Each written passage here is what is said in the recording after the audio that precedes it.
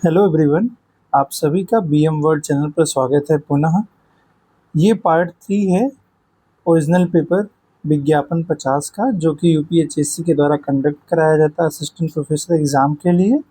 जो पार्ट 1 और 2 था उसमें हम लोगों ने 31st क्वेश्चन से लेकर के 70 तक के क्वेश्चन यानी 40 क्वेश्चन को सॉल्व भी किए, उसको एनालाइज किए।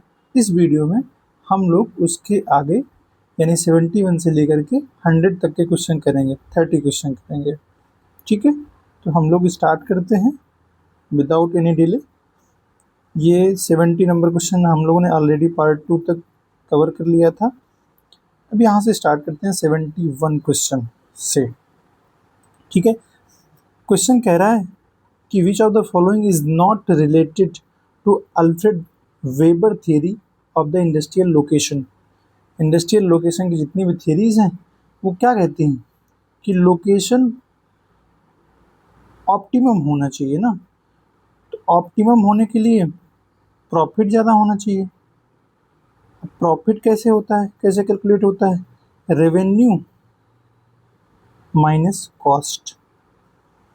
या तो रेवेन्यू बढ़े या तो कॉस्ट कम हो जाए। तो ये जो सेकंड कैटेगरी है कॉस्ट कम होने की, लीस्ट कॉस्ट थ्योरी, ये थ्योरी बिलोंग करती है वेबर महोदय की, वर्क से रिलेटेड है। राइट, तो इसमें 3 मेन उन्होंने पैरामीटर्स लिए थे। पहला था लोकेशनल वेट, मतलब बताया था कि कुछ ऐसी इंडस्ट्रीज़ होती हैं जिसमें जो रॉ मटेरियल लगता है वे वेट लूजिंग होता है, तो उसको कहाँ पर लगाना है?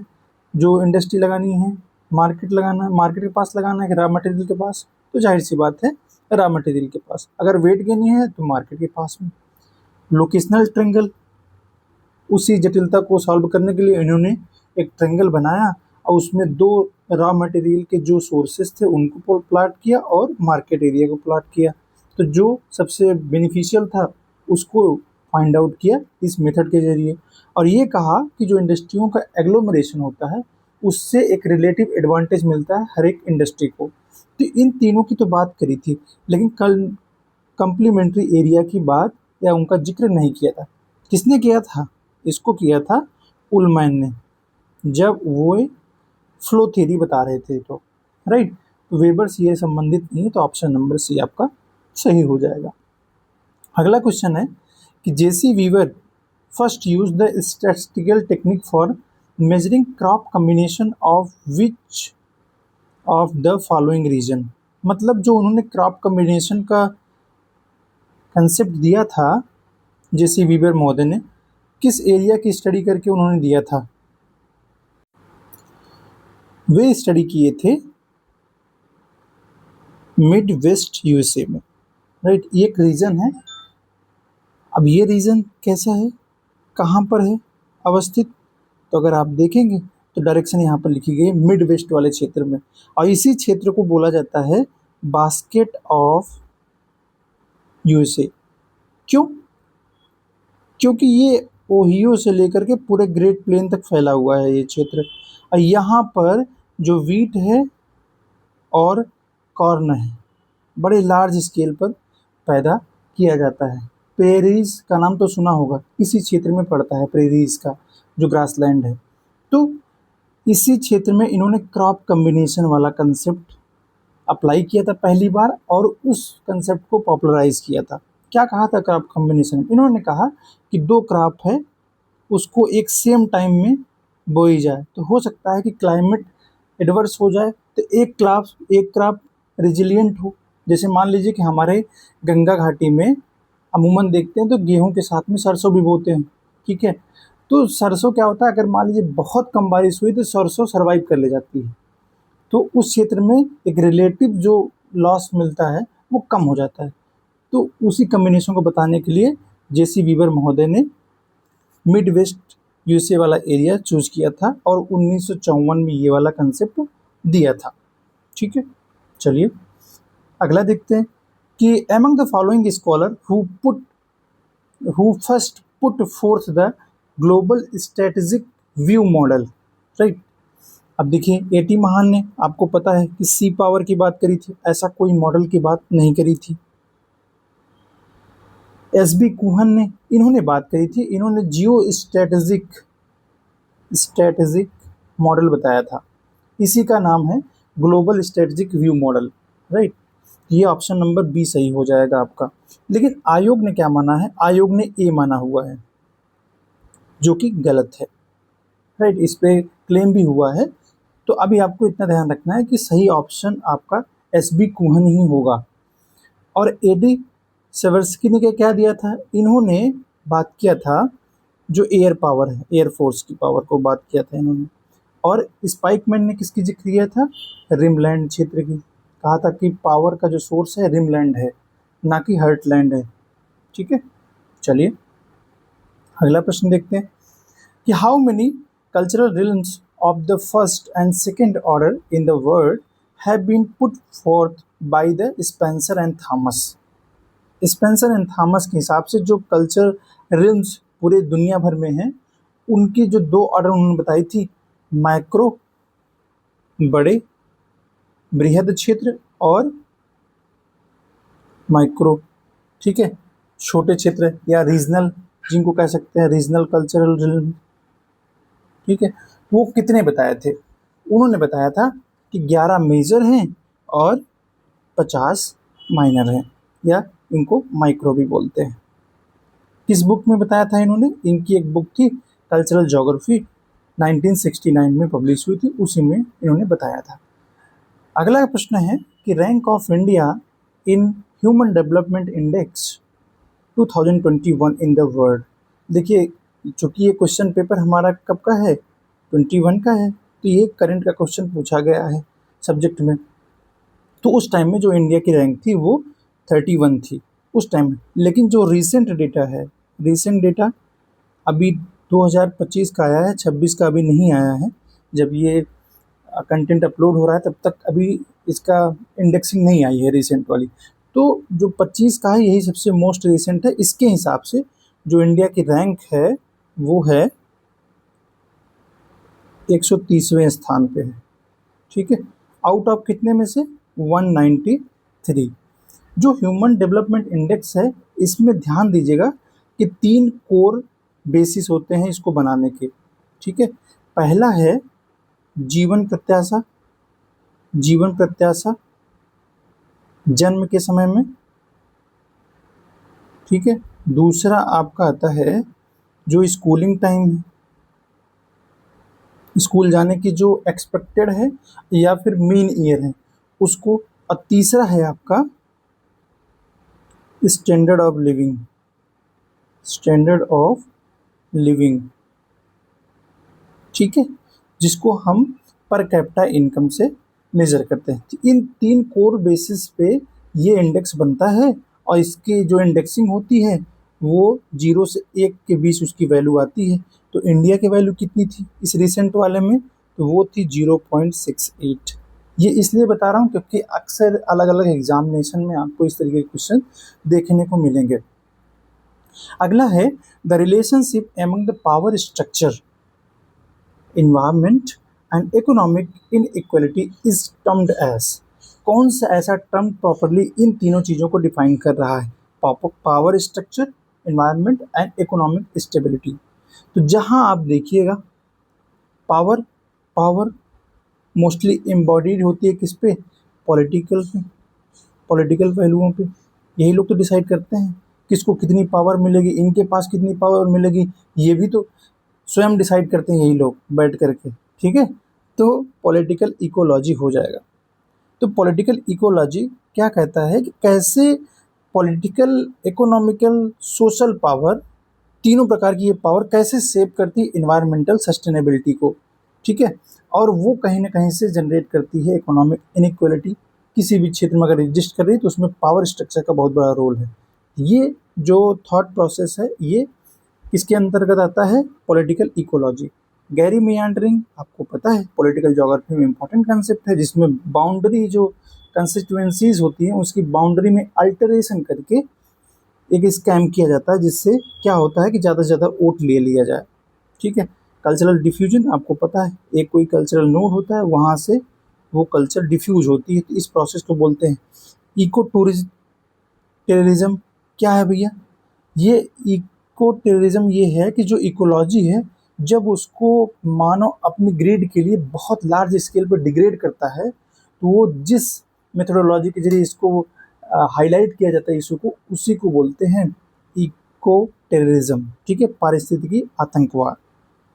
अगला प्रश्न है, race is a valid biological concept. Race को किसने बायोलॉजिकल कंसेप्ट कहा था? It is group united by hereditary, a breed, a genetic strain, subspecies. It is not a valid socio culture concept. देखिए, किसने कहा था कि रेस एक बायोलॉजिकल कंसेप्ट है? अगर आपको ये पता है तो सही है, क्योंकि ये क्या है, थोड़ा सा स्टेटमेंट बेस्ड है, तो आपको याद करना पड़ेगा किसने रेस को सोशियो कल्चरल कंसेप्ट कहा, किसने बायोलॉजिकल कहा। राइट, तो रेस को बायोलॉजिकल कंसेप्ट कहा था क्रोबर महोदय ने। इन्होंने 3 मुख्य प्रकार की रेसेस बताई थी, नेग्रेटो, कॉकेसस और मंगोलॉइड। ठीक है, बीएस गुहा, आपको पता है कि जो racial classification of the India है वो बेसिकली किसका सबसे ज़्यादा मान्य है? वो है बीएस गुहा का, जिन्होंने 6 प्रकार की रेसेस मुख्य रूप से बताई। और इन्हीं का जो क्लासिफिकेशन था वही सेंसस ऑफ इंडिया में ऑप्ट किया गया है। ध्यान दीजिएगा, क्वेश्चन आता है। जो ग्रिफिथ टेलर हैं, नाम तो सुना ही होगा। ठीक है, इन्होंने दिया था क्या? Zone and strata theory. और इन्होंने मेन माना था कि जियोग्राफिकल जो फैक्टर हैं वो रेसेस के डिस्ट्रीब्यूशन के लिए इम्पॉर्टेंट है। ठीक है, कि एक स्थान पे वो इकट्ठा हुई हैं, उसके बाद से वहाँ से डिस्पर्स हुई हैं। किस क्षेत्र में हुई थी? मिडिल एशिया में। राइट, और इसके अलावा भी ग्रिफिथ टेलर ने भी बायोलॉजिकल एस्पेक्ट को लेकर के चर्चा किया था, जिसमें उन्होंने सेफालिक इंडेक्स किया था। ठीक है, और हेयर टेक्सचर की बात करते हुए उन्होंने क्लासिफिकेशन किया था। तो दोनों इनका मिक्स था, जोग्राफिक भी था और बायोलॉजिकल भी था। चलिए अगला प्रश्न देखते हैं। करें who among the following Arab scholar made correction in the Ptolemy book? कौन थी ये? आल्मजस्ट। राइट, आज भी कार्टोग्राफी में बहुत बड़ा इसका नाम है। बहुत जो पाइनियर वर्क हुए हैं कार्टोग्राफी में इसी में हुए हैं। राइट, तो उसमें कौन करेक्शन किया था? उसको किया था अल इदरीसी महोदय ने। राइट, कहाँ के थे? अरबी स्कॉलर थे। अब इसको आप कैसे याद रखेंगे? इदरीसी वर्ड से आप समझ लीजिए कि इन्होंने इधर उधर किया था। क्या किया था? इधर उधर करना मतलब करेक्शन ही तो होता है। ठीक है, इधर उधर किसने किया था? टालमी की बुक में इदरसी महोदय ने किया था। अलमसूदी, मानसून को लेकर के इनका बड़ा अच्छा कंट्रीब्यूशन है। मानसून का जो शुरुआती दौर में अगर किसी लिटरेरी बुक में मिलता है तो मसूदी की बुक में मिलता है। इब्न बतूता, नाम तो सुना होगा हिस्ट्री में, और नहीं सुना है तो जान लीजिए, क्योंकि जीएस भी पूछता है इसमें। इब्न बतूता किसके टाइम में आया था? मोहम्मद बिन तुगलक के टाइम में। ठीक, और जब यहाँ से जा रहा था तो सारी चीज़ों का जो जिक्र किया है वो रिहिला में किया है। तो दोनों चीज़ें इम्पॉर्टेंट है। अगला प्रश्न है, who delineated planning region of India with the help of quantitative map of distribution of important natural resources?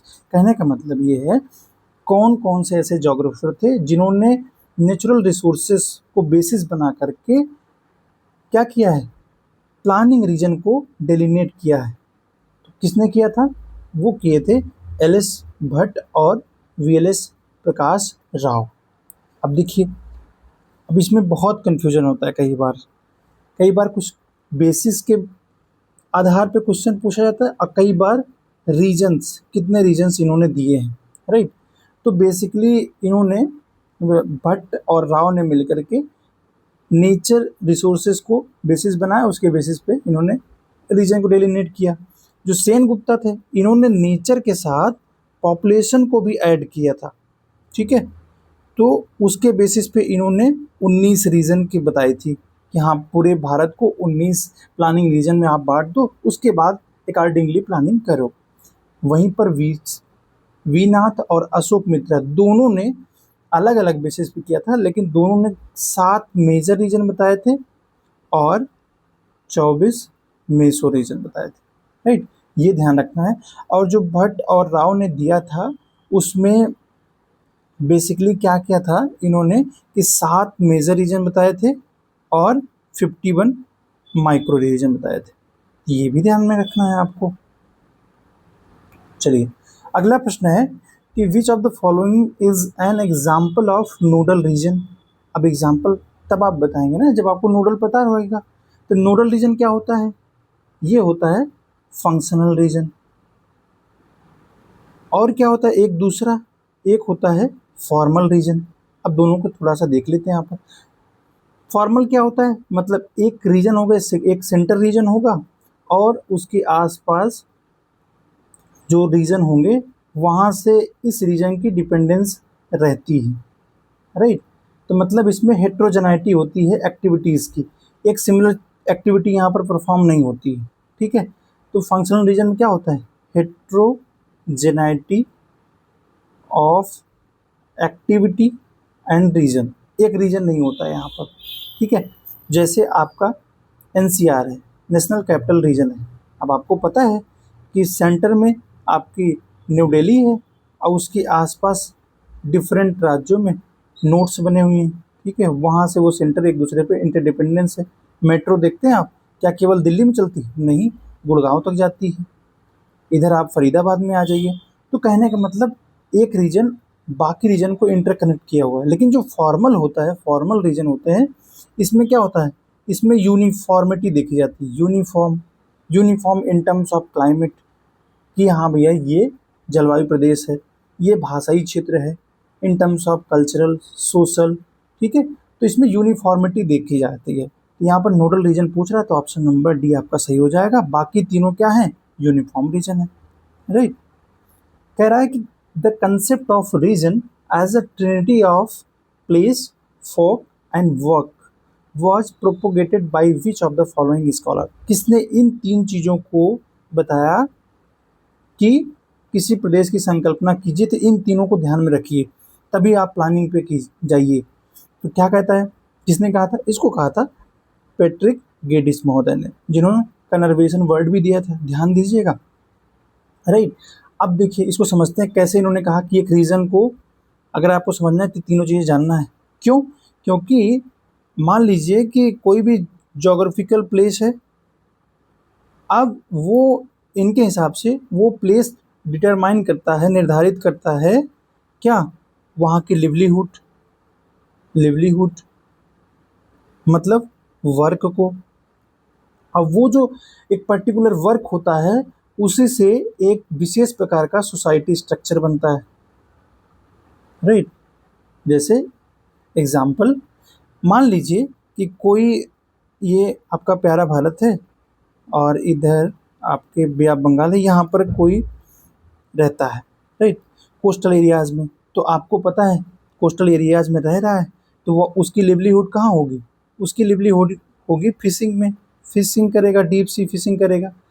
अब जब फिशिंग करेगा तो वो वहाँ के मार्केट में सेल करेगा, तो जाहिर सी बात है उसके अपने लोग हों, उसकी अपनी एक सोसाइटी हो जाएगी। तो अमूमन जो कोस्टल एरिया में आपको देखने को मिलेगा ऐसी सोसाइटी रहेगी जो सी फूड पे डिपेंडेंट रहेगी। क्यों, क्योंकि वहाँ पर फिशिंग हो रही है, वही मेन सोर्स है फूड का और लिवलीहुड का, उनके भाई उसको सेल करके वो कमाते हैं। तो कहीं ना कहीं से वहाँ पर सी फूड सोसाइटी हो जाएगी। देख रहे हैं कैसे लोकेशन, लिवलीहुड और उसकी सोसाइटी एक ही स्थान पर डिसाइड हो जा रही है। तो इन्होंने कहा पैट्रिक ने कि भाई वहाँ का स्थान, फोक और वर्क तीनों को कंसिडरेशन करिए।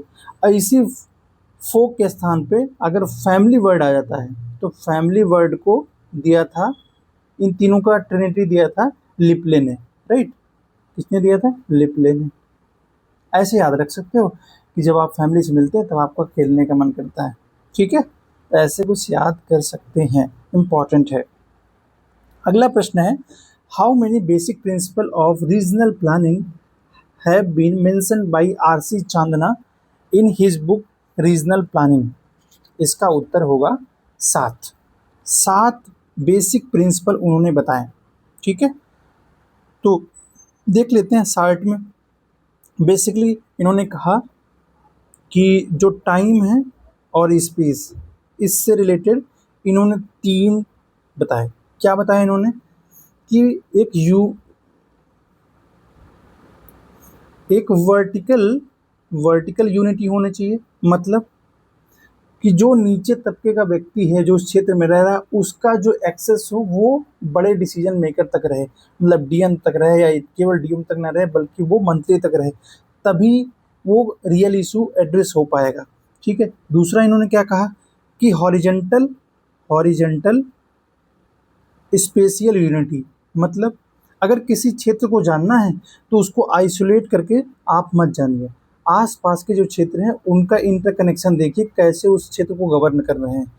ठीक है। तीसरा इन्होंने क्या कहा कि जो भी प्लानिंग हो रही है उसमें टाइम कांस्टेंट होना चाहिए, मतलब एक फिक्स टाइम होना चाहिए कि ये डेवलपमेंट कब तक हो जाएगा। ठीक है। दूसरा इन्होंने क्या एक मेजर क्राइटेरिया लिया कि डेवलपमेंट टाइप। ठीक है। डेवलपमेंट का जो स्केल है, कहा इसमें दो हैं। इन्होंने कहा कि एक आप कम्युनिटी डेवलपमेंट में ध्यान दीजिए, मतलब एक पूरी सोसाइटी की यूनिट बनाइए या फिर एक इंडिविजुअल की यूनिट बनाइए उसके डेवलपमेंट की बात कीजिए, तब उस क्षेत्र के अच्छे से प्लानिंग हो पाएगी। ऐसा अप्रोच। दूसरा अप्रोच इन्होंने कहा कि कम्प्रिहेंसिव डेवलपमेंट, कम्प्रिहेंसिव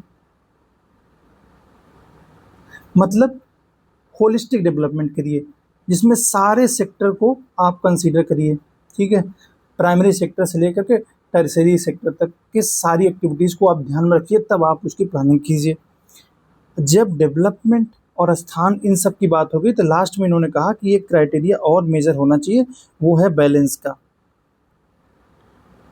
राइट।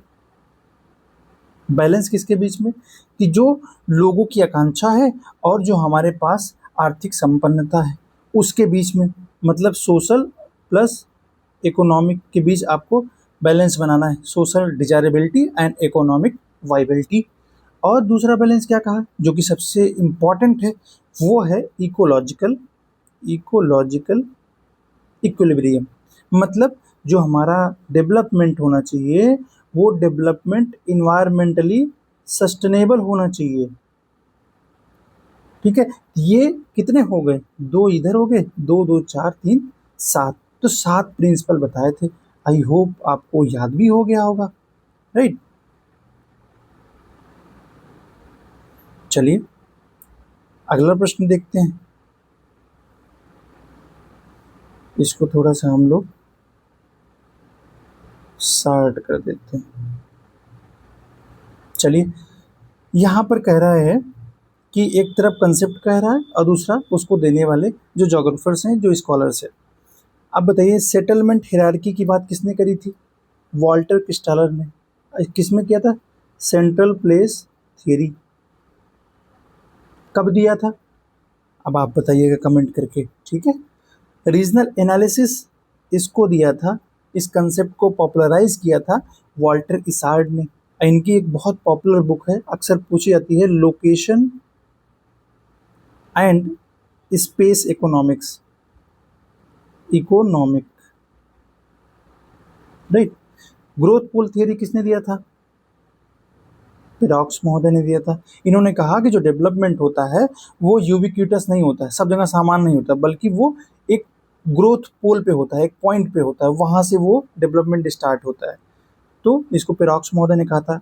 और stages of economic growth W Rostow महोदय ने कहा था। कितनी स्टेज बताई थी इसमें, इन्होंने बताई थी 5 स्टेज, जिसमें इन्होंने कहा कि कैसे एक traditional society modern high consumption society बन जाती है। राइट। इसी के बीच में इन्होंने बताया कि अर्ली मैच्योर, टेक ऑफ वाली स्टेजेस। राइट। तो आप लोग इसको देखिएगा। चलिए अब इसमें देख लीजिए यहाँ पर क्या सही हो जाएगा। यहाँ पर ऑप्शन नंबर आपका ए का 2 है, बी का 3 है, सी का 1 है और डी का 4 है, तो ऑप्शन नंबर डी आपका यहाँ पर सही हो जाएगा। चलिए अगला प्रश्न देखते हैं। A map on RF 1:50,000 is enlarged by 2 times। What will be the scale of in large scale.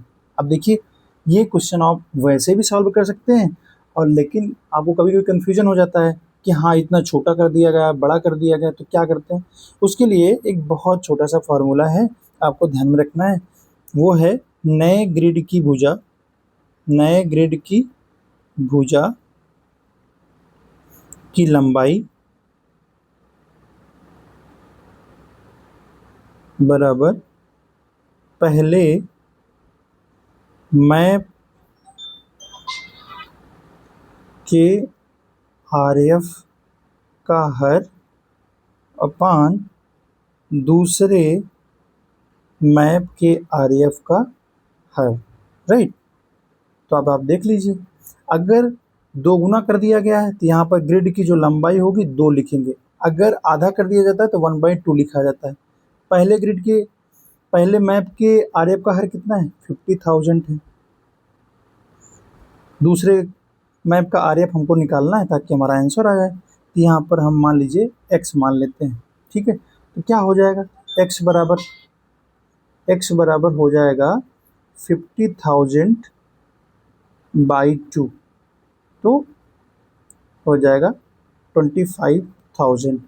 तो नए जो मैप बनेगा उसके आरएफ का हर कितना हो जाएगा, 25,000। तो ऑप्शन नंबर बी आपका यहाँ पर सही हो जाएगा। ठीक है, आगे बढ़ते हैं अपने अगला प्रश्न है कि who define the regional planning as a process of formulating and clarifying the social objective in order of activities in the supra urban spaces. I hope जिन्होंने रीजनल प्लानिंग की बुक पढ़ी होगी उनके लिए भी ये सेंटेंस थोड़ा सा टफ लग रहा होगा, किसने दिया होगा। लेकिन जब भी आपको लगे तो आप दोनों लैंग्वेज के वर्डिंग को पढ़िए, कुछ ना कुछ तो सोल्यूशन निकलेगा ही। देखते हैं, प्रादेशिक नियोजन को अधिनगरीय क्षेत्र। अब आप बताइए कि किसका कंट्रीब्यूशन है अधिनगरीय क्षेत्रों में, पेरीफेरियल एरियाज में। ठीक है, पेरीफेरी वाले क्षेत्र में किसकी थ्योरी है, जो पॉपुलर थ्योरीज हैं आपने पढ़ा हुआ है, वो दिया है जॉन फ्रीडमैन ने। राइट, जॉन फ्रीडमैन ने। तो वही कह रहा है कि गतिविधियों के व्यवस्थापन में सामाजिक उद्देश्यों को तैयार करने एवं स्पष्टीकरण की प्रक्रियाओं को किसने परिभाषित किया कि प्रादेशिक नियोजन का एक आधार हो सकता है, तो वो जॉन फ्रीडमैन ने। तो ऐसे सॉल्व कर सकते हैं। कह रहा है अगला क्वेश्चन है कि कौन करेक्टली मैच नहीं है। देखिए, एक साइड में ट्राइबल कम्युनिटी दी गई है, एक साइड में रीजन है। कह रहा है कि किर्गिज, सेंट्रल एशिया। अब किर्गिज के नाम जैसे आपने ट्राइबल सुना तो आपको एक देश का नाम याद आ रहा होगा, किर्गिस्तान। तो किर्गिस्तान कहाँ है, सेंट्रल एशिया में, बिल्कुल सही है। बुशमैन सूडान में कह रहा है, नहीं सूडान में तो नहीं है। कहाँ पर है, ये है जो बुशमैन ट्राइब मिलती है, ये आपको मिलती है कालाहारी मरुस्थल वाले क्षेत्रों में। और कालाहारी जो मरुस्थल है ये कहाँ मिलता है, नामीबिया और बोत्सवाना। राइट, ये वाला ऑप्शन आपका गलत हो जाएगा, और क्वेश्चन में यही पूछ रहा था, यही फाइनल आंसर आपका हो जाएगा। मसाई आपको पता है ये पशुपालक, इनका मुख्य काम होता है, और ये ईस्ट अफ्रीकन सवाना ग्रासलैंड में रहते हैं। ठीक है, जिनके जो सेटलमेंट है उसको क्राल बोलते हैं आप। पिग्मी कांगो बेसिन में, ठीक है, विस्फीति क्षेत्र में मिलते हैं। तो सब सही है, केवल बुशमैन को ध्यान रखना है कि कालाहारी क्षेत्रों में मिलते हैं। आइए अगला प्रश्न देखते हैं। लेक है और यहाँ पर लोकेशन दी गई है, तो ये जितनी भी लेक है ये इंडिया में है। तो बताइए साला लेक कहाँ पर है। साला लेक, अगर आपको साली पास पता हो दर्रा, तो वहीं पर है। तो साला लेक है अरुणाचल प्रदेश में। ठीक है, चंदूबी लेक की कहानी अगर आप अर्थक्वेक पढ़ेंगे तो उसमें आपको यह मिलता है। चंदूबी लेक ये बेसिकली आपके असम स्टेट में है। ये किससे बनी है, वहाँ पर बहुत पहले भूकंप आया था, तो भूकंप की वजह से एक फॉरेस्टेड एरिया क्या हो गया, सबसाइड कर गया। ठीक है, जब सबसाइड कर गया तो वो क्षेत्र आसपास के क्षेत्रों से अवतलित हो गया, निम्न हो गया। तो वहाँ पर जल भर गया, तो उसी से चंदोबी लेक बनी, आसाम में है। भृगु लेक की कहानी बड़ी इंटरेस्टिंग है। ठीक है, एक मान्यता है कि भृगु ऋषि थे, और भृगु ऋषि क्या हुआ कि वो गए थे तपस्या करने के लिए। तो ये माना जाता है कि कुल्लू कांगड़ा वाले क्षेत्र में, जानते होंगे हिमाचल प्रदेश में, तो वहाँ पर ये आपकी लेक मिलती है। और ये कहा जाता है कि उन्हीं के प्रताप की वजह से ये पूरे वर्ष जमती नहीं है। ठीक है, तो भृगु लेक आपका हिमाचल प्रदेश, और ओमियम लेक मेघालय। ठीक है, ध्यान रखना है, इंपॉर्टेंट लेक्स हैं। अगला प्रश्न है कि with reference to El Nino which of the following statement is correct. देखते हैं, एल नीनो, जैसे ही एल नीनो की बात आई तो आपको मानसून के टर्म्स में पढ़ना होता है, वर्ल्ड क्लाइमेट में पढ़ना होता है। क्या है एल नीनो? क्या एक कोल्ड ओशन करंट है? नहीं। कैसी है? वार्म है। It appears around Christmas in December along the coast of Peru in the Pacific Ocean. ये बिल्कुल बात सही है। और आपको ये पता होना चाहिए कि जो एल नीनो है, एल नीनो स्पेनिश वर्ड है, इसका जो ट्रांसलेशन होता है वो क्या होता है? जीसस क्राइस्ट चाइल्ड, या फिर कहीं कहीं पर क्राइस्ट चाइल्ड ही लिखा जाता है। तो जाहिर सी बात है, चाइल्ड की बात रहे, मतलब उनकी बर्थडे को सेलिब्रेट करने के लिए इसका नॉमेनक्लेचर रखा गया है पेरू के कोस्ट पे। अब थोड़ा सा 1 मिनट के लिए हम लोग जान लेते हैं कि एल नीनो क्या होता है। ठीक है, देखो होता क्या है कि 2 कंडीशन आप एज्यूम करिए कि ये है आपका पेरू का क्षेत्र। सपोज कीजिए कि ये है पेरू का क्षेत्र, राइट। कहाँ है पेरू? इस कोस्ट पे है, यहाँ पर। अब नॉर्मल डेज में क्या होता है कि ये आपके इक्वेटर है, यहाँ से आपको पता है कि east to west trade wind चलती है। तो क्या होता है कि यहाँ पर जो भी जल रहता है, जब यहाँ पर ट्रेड विंड चलती है तो आपको पता है कि विंड उस वाटर को ड्रैग करके पश्चिम की ओर ले जाती है, मतलब इधर ऑस्ट्रेलिया और इंडोनेशिया वाले क्षेत्रों में नॉर्मल कंडीशन है, राइट। अब क्या होता है कि जब एल नीनो का ईयर होता है तो बेसिकली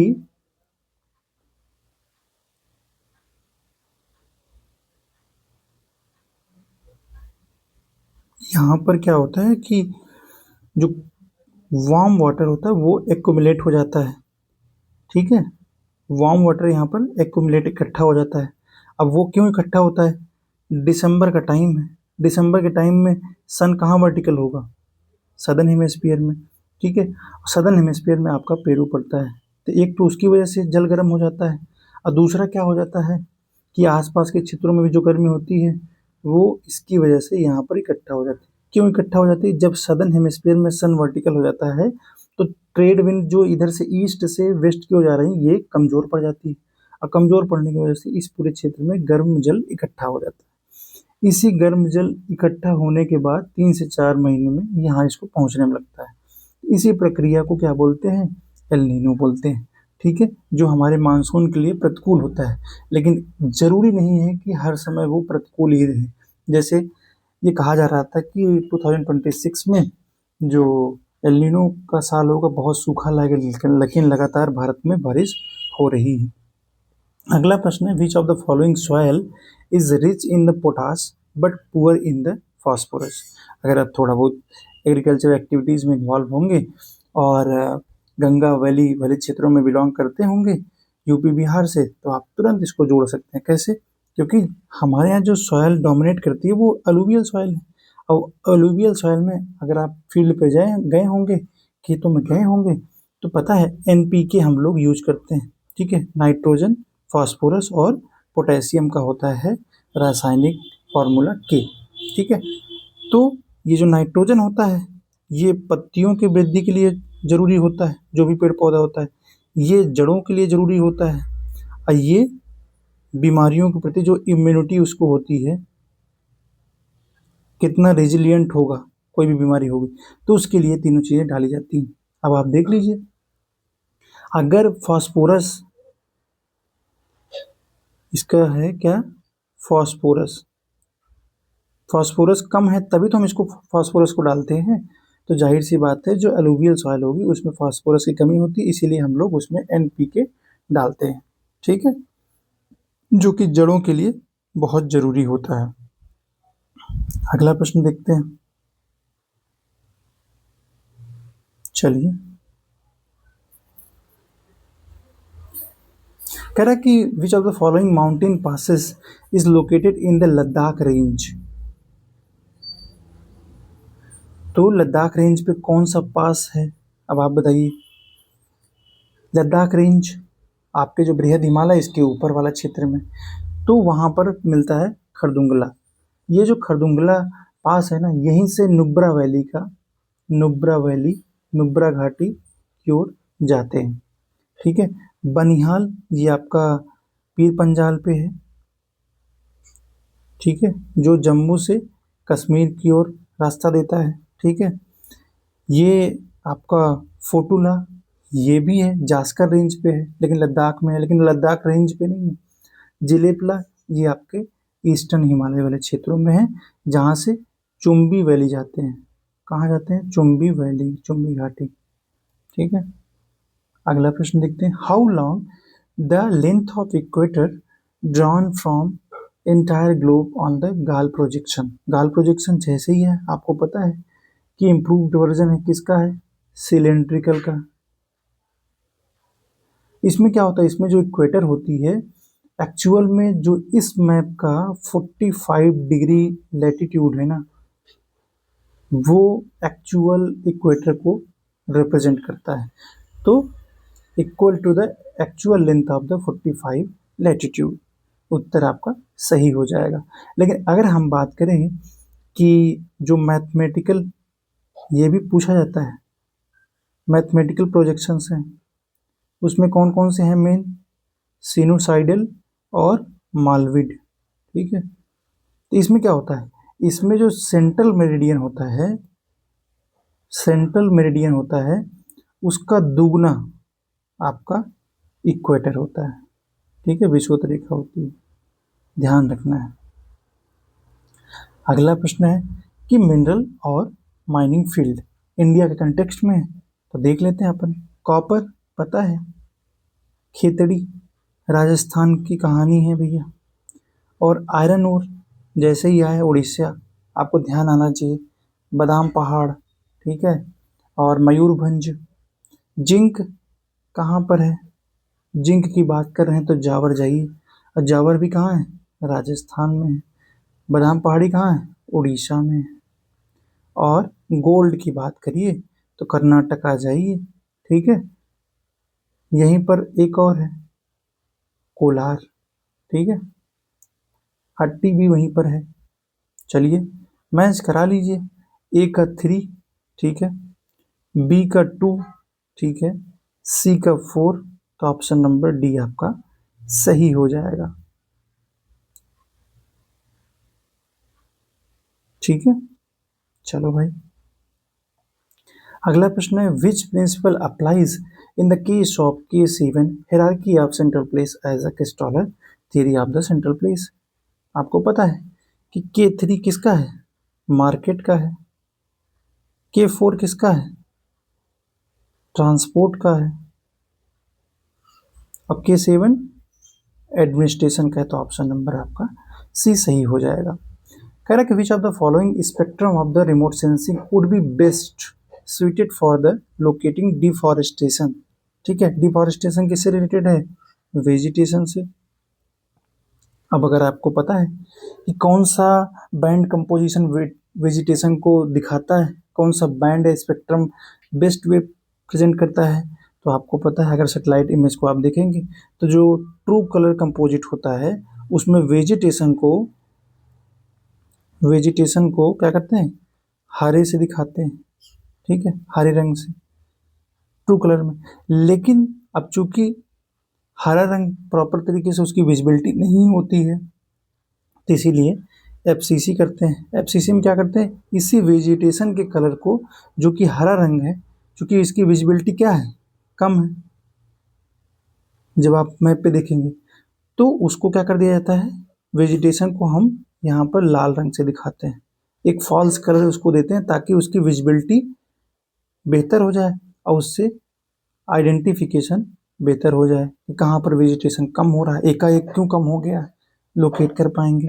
ठीक है, इसलिए यहाँ पर फॉल्स कलर कंपोजिट आपका उत्तर सही हो जाएगा। अगला प्रश्न है, विच of the following is not bivariate correlation. Bivariate मतलब दो वेरिएबल के बीच। चलिए देखते हैं क्या क्या है। कार्ल पियर्सन का कोफिशिएंट मेथड बिल्कुल दो ही वेरिएबल को लेकर के निकाला जाता है।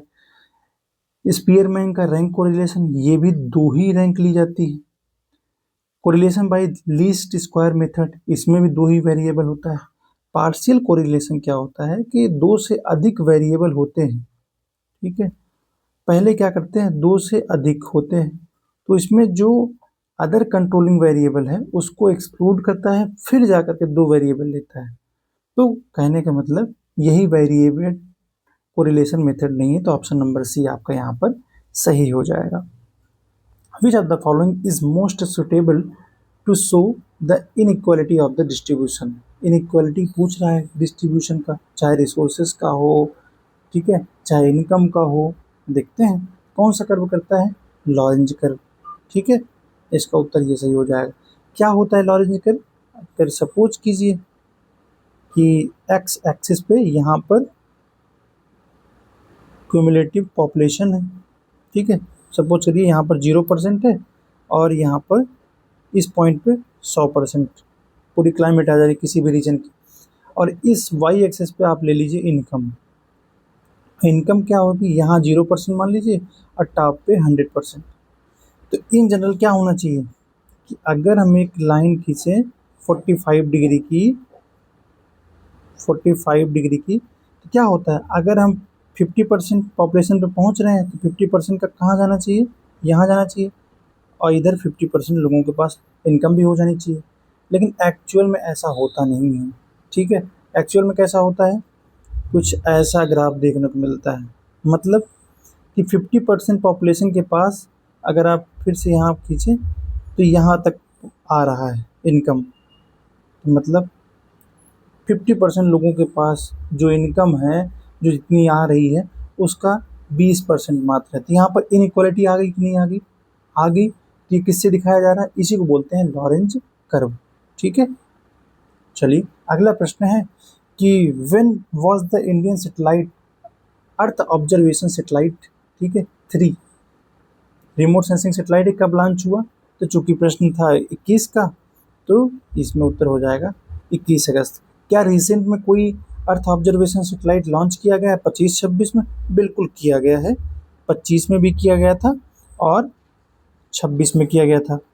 लेकिन क्या हुआ कि ये सक्सेस नहीं हुआ, राइट।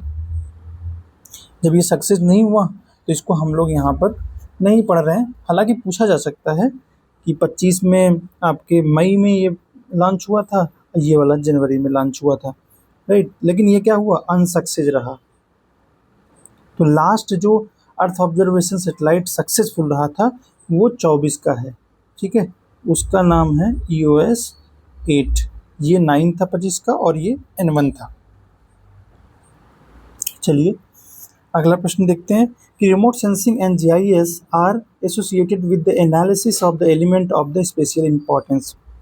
अब आपको पता है कि जो जियो स्पेशियल टेक्निक्स हैं, जियो स्पेशियल टेक्निक्स हैं, उसमें क्या क्या आता है, रिमोट सेंसिंग आता है, GIS आता है और GPS आता है। रिमोट सेंसिंग क्या करते हैं, डेटा कलेक्ट करते हैं।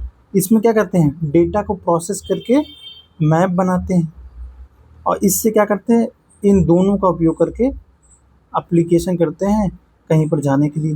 तो एकदम इन सिंपल आप समझिए कि स्पेशल इंपॉर्टेंस के लिए ये तीनों हैं। तो असर्शन बिल्कुल सही है। Remote sensing and GIS are important source of spatial data, बिल्कुल सही बात है। इसी डेटा को यूज करके मैप बनाते हैं और इसी मैप में कई नए तरीके के डेटा भी जनरेट होते हैं, तो एक दूसरे की व्याख्या भी कर रहे हैं। तो ऑप्शन नंबर ए आपका सही हो जाएगा। अगला प्रश्न है कि in which of the following cartographic method interpolation is used. Interpolation ये किस में यूज होता है? आइसोप्लेथ में। इंटरपोलेशन क्या होता है? वर्ड में लिखा गया है इंटरपोल। मान लीजिए कोई एक इधर कंटूर है 50 मीटर की, इसके जस्ट इस साइड में 30 मीटर की कंटूर है, राइट। अगर बीच में हमको वो कंटूर नहीं दी गई है तो एक मेथड होता है इंटरपोलेशन कि इसके बीच में ये जो जा रही कंटूर ये 40 मीटर की हो जाएगी। क्यों? क्योंकि देखिए कंटूर क्या होती है? समान ऊंचाई वाले स्थानों को मिलाने वाली रेखा। तो अगर यहाँ पर 50 है, यहाँ पर 30 है, तो क्या यहाँ पर 60 आ जाएगी क्या बीच में? तो अमूमन इन जनरल अगर प्लेन सरफेस है तो यहाँ पर एक डिक्लाइनिंग ट्रेंड हमको दिख रहा है तो हम यहाँ पर 40 बता देंगे। ठीक है, इन दोनों के बीच में 40 ही तो पड़ेगा। चलिए अगला प्रश्न कह रहा है, और अगला और लास्ट है, कह रहा है कि which of the following is the correct sequence of sampling technique under the probability sampling. अब देखिए करेक्ट सीक्वेंस पूछ लिया है, कितना टेक्निकल क्वेश्चन है। अब देखिए एक्चुअल में क्या होता है, प्रोबेबिलिटी सैम्पलिंग मतलब किसी के भी सेलेक्ट होने के चांसेस होते हैं। ठीक है, अब इसमें क्या होता है, इसमें आप एक ट्रिक याद रख लीजिए, वैसे भी कंसेप्चुअलाइज अगर आप कर लेंगे तो याद हो जाएगा कि राम ने एसएससी पास की। अब देखिए राम से होता है, सबसे पहले कहानी शुरू होती है रैंडम से, फिर उसके बाद स्ट्रेटिफाइड, फिर सिस्टमेटिक, फिर क्लस्टरिंग। ठीक है, तो ऑप्शन नंबर सी आपका सही हो जाएगा। ठीक है, आई होप अब आपका ये तीनों पार्ट के जरिए पार्ट 1, 2 और 3 के ज़रिए आपका 70 questions with explanation analysis solution के साथ फिनिश। आपने ट्रेंड देखा, डेप्थ देखा इसकी। अगर आपको ठीक लगा हो तो subscribe, share and like. Okay, wish you all for the विज्ञापन 52।